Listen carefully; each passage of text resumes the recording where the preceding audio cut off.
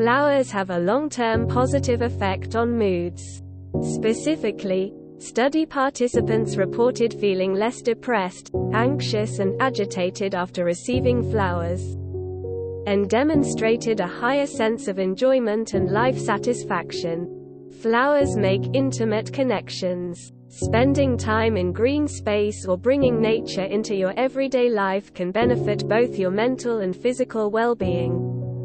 For example, doing things like growing food or flowers, exercising outdoors or being around animals can have lots of positive effects.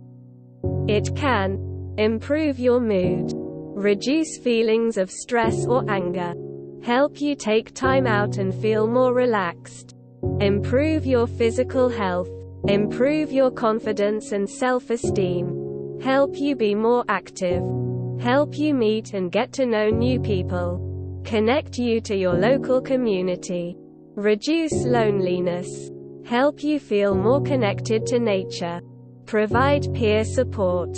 For example, research into ecotherapy, a type of formal treatment which involves doing activities outside in nature, has shown it can help with mild to moderate depression.